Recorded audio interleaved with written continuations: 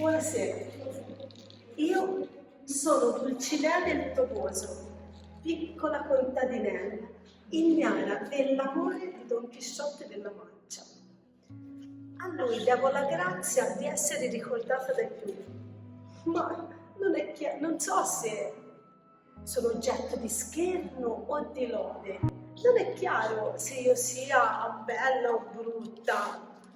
Certo, ai suoi occhi sono la più bella, ma chi può credere a uno che scambia mulini a vento in giganti e vede osterie in castelli e scambia osterie in castelli?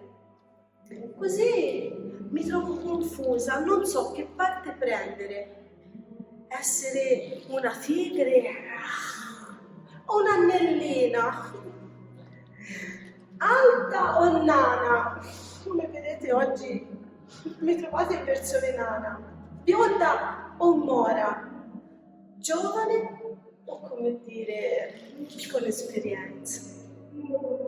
Alcuni mi hanno sognato come un'immagine celeste, altri mi sognano come mentre spacco noci con i denti nel giardino di casa. Comunque voi potete immaginarmi come volete, cambio ogni giorno. Oggi mi sento una musa, ieri ero una mozzarella. Una volta un poeta mi ha detto che ero come un'albicocca matura e quindi io gli ho chiesto, quindi dolce, no? E lui, no, cadente. Sono un'idea, un'ossessione di un matto. Don Chisciotte mi ha vista anche quando io non c'ero. Forse è per questo che mi ha amata.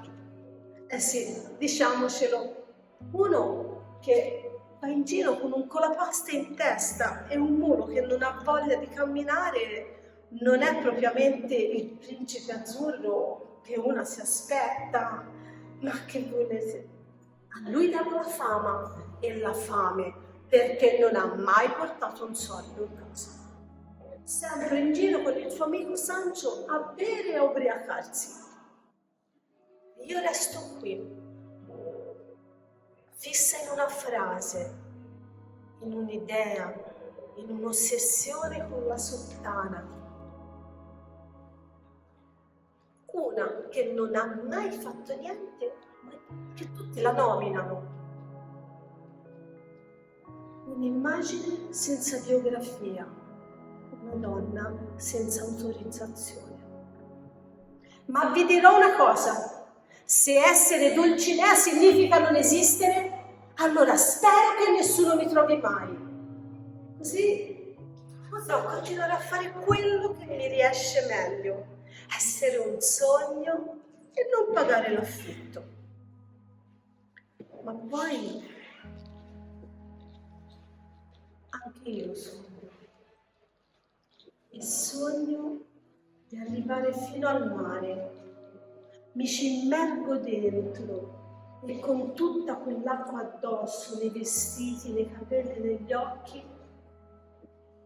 sogno di essere di un'altra sostanza, avere un'altra forma, quella più giusta fra tutte le forme che possano esserci.